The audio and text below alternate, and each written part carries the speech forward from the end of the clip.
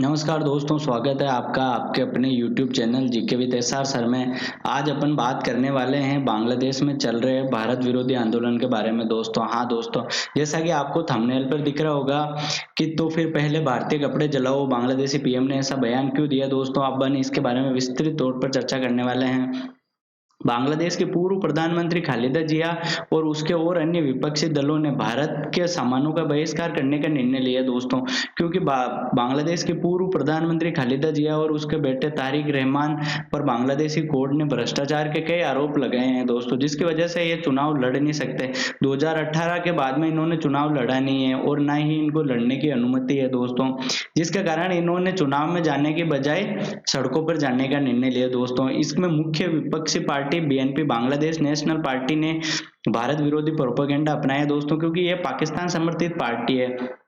इसका इतिहास बहुत पुराना है दोस्तों, क्योंकि खालिदा जिया के हस्बैंड जियाउर रहमान का संबंध पाकिस्तान से रहा हुआ है, क्योंकि वो पाकिस्तान में उस समय जो बांग्लादेश को आजाद कराने वाले मुख्य नेता थे शेख मुजीबुर रहमान, उनको मारने में इन्हीं का ही हाथ था। उसके बाद में 1975 में इन्होंने उनका असैसिनेशन करवाया था दोस्तों। अभी जो बीएनपी है वो चाहती है कि भारत ने शेख हसीना का समर्थन करके भारत ने चुनाव में धांधली करवा के शेख हसीना को जिताया दोस्तों। ऐसा कुछ नहीं है, भारत किसी के इंटरनल मैटर पे कोई ना तो सपोर्ट करता है ना बात। बांग्लादेश के पूर्व प्रधानमंत्री खालिदा जिया के आरोप बेबुनियाद है, वो सिर्फ अपनी राजनीति चमकाने के लिए ऐसे बयानबाजी कर रही है दोस्तों।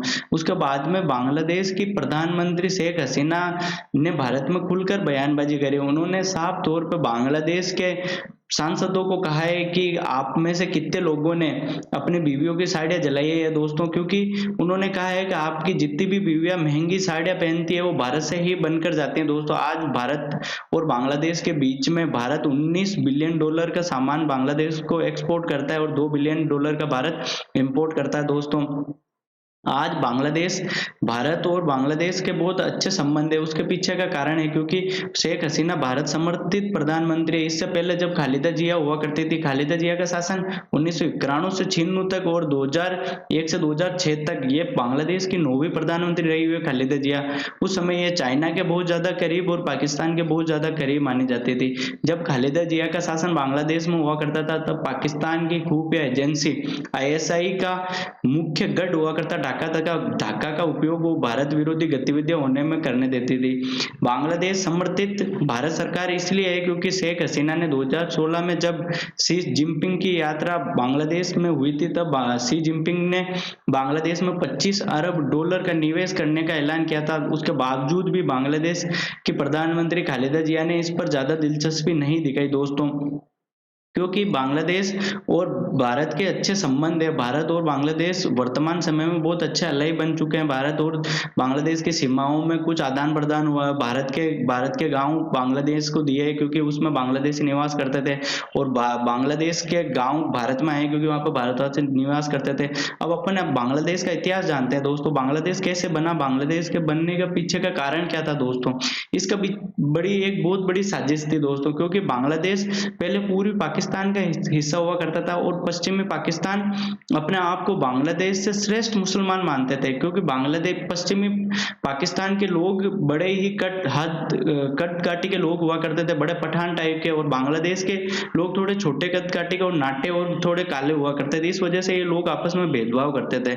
1970 के चुनाव में पाकिस्तान में चुनाव होते हैं जिसमें शेख मुजीबुर रहमान की पार्टी अवामी लीग ने पूरी जो पाकिस्तान जो वर्तमान में बांग्लादेश है वहां पे 169 सीटों में से 167 सीटें प्राप्त करी दोस्तों, और वो पाकिस्तान की संसद में 313 सीटों वाली संसद में मेजोरिटी में आ गई और बहुमत आ गया।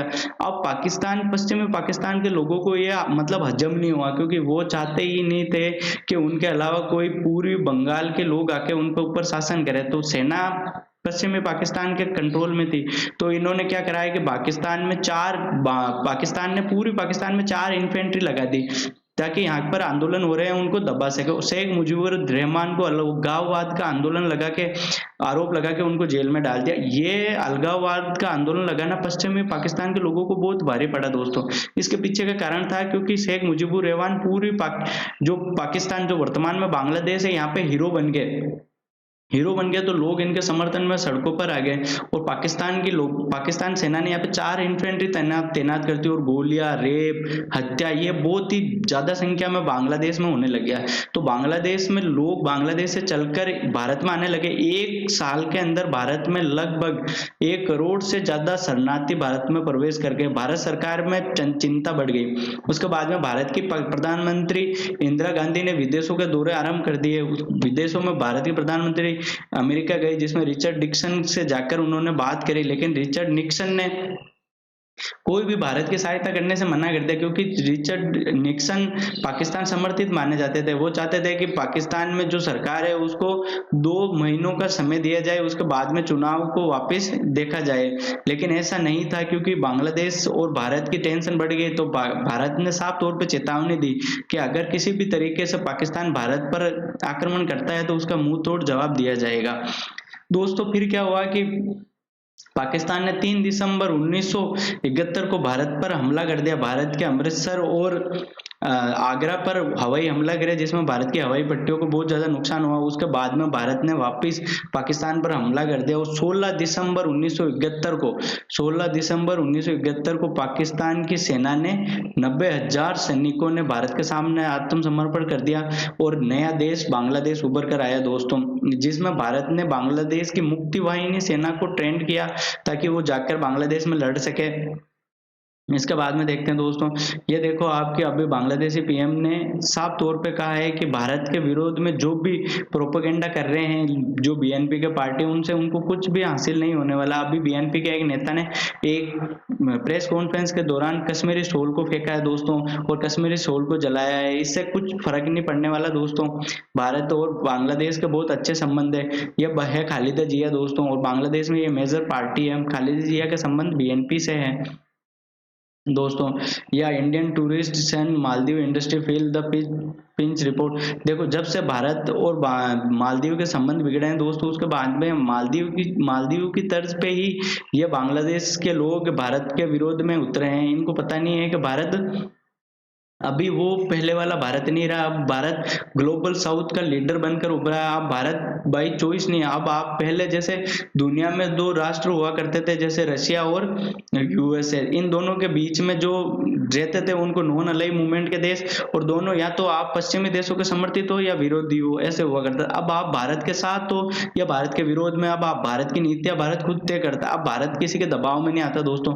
और जो ये इंडिया बाइकआउट का जो कैंपेन चला रहा है, ये जियाउर रहमान का बेटा तारिक रहमान ये लंदन में बैठकर भारत विरोधी प्रोपेगेंडा चला रहा है, क्योंकि इसको बांग्लादेश में आने की अनुमति नहीं है।